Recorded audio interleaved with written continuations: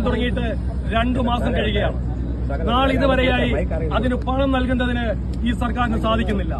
പാവപ്പെട്ട കർഷകരെ സംബന്ധിച്ച് അവർക്ക് അടുത്ത വിളവിറക്കാനായി സ്കൂൾ തുറക്കുന്ന സമയമാണ്. അവരുടെ കുട്ടികൾക്ക് സ്കൂളിൽ പോകണം, അവരുടെ നിത്യദിന ചിലവുകൾ നടക്കണം, നിരവധിയായ ആവശ്യങ്ങളുള്ള ആ കർഷക സമൂഹം ഇന്ന് ആത്മഹത്യയുടെ വക്കിൽ നിൽക്കുകയാണ്. ആ സമയത്താണ് സർക്കാരിന്റെ 4ാം വാർഷികം ആഘോഷിക്കുന്നതിന് വേണ്ടി കോടിക്കണക്കിന് രൂപ ദൂർത്തടിച്ചുകൊണ്ട് ഈ സർക്കാർ മുന്നോട്ട് പോകുന്നത്. മണ്ണിൽ പണിയെടുക്കുന്ന പാവപ്പെട്ട കർഷകന് അവൻ അധ്വാനിച്ച് അവന്റെ അധ്വാന കൂലി കൊടുക്കുവാൻ സാധിക്കാതെ ബാങ്കിന്റെ തിണ്ണ നിരക്കുവാൻ വിടുന്ന ഈ മന്ത്രിസഭ, പ്രത്യേകിച്ച് കൃഷിമന്ത്രി, ആലപ്പുഴക്കാരനായ കൃഷിമന്ത്രി, മന്ത്രി എപ്പോഴും അഭിമാനത്തോടുകൂടി പറയാറുണ്ട്, ഞാൻ ഓണാട്ടുകരക്കാരനായ കർഷകനാണെന്ന്.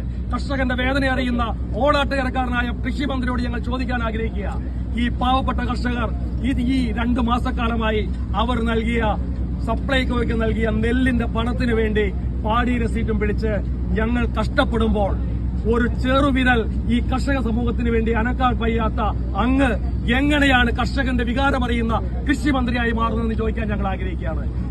പ്രിയപ്പെട്ട കൃഷിമന്ത്രി, അങ്ങോട്ട് ഞങ്ങൾ പറയാൻ ആഗ്രഹിക്കുകയാണ്, കേരളത്തിലെ കർഷക സമൂഹം അവർ ദുരിതത്തിലാണ്, അവർ ജീവിക്കാൻ വഴിയില്ലാതെ കഷ്ടപ്പെടുമ്പോൾ അങ്ങേക്ക് കേരളത്തിലൂടെ സ്വൈര്യവിഹാരം നടത്താമെന്ന വ്യാമോഹം അങ്ങേക്ക് വേണ്ട. ഇതൊരു സൂചനയാണ്. അങ്ങയുടെ വീടിന് മുന്നിലേക്ക് നടത്തിയ ഈ മാർച്ച് അങ്ങ് പുറത്തിറങ്ങുമ്പോൾ മുഴുവൻ കേരളത്തിലെ കൃഷി സമൂഹം, കർഷക സമൂഹം മുഴുവനായി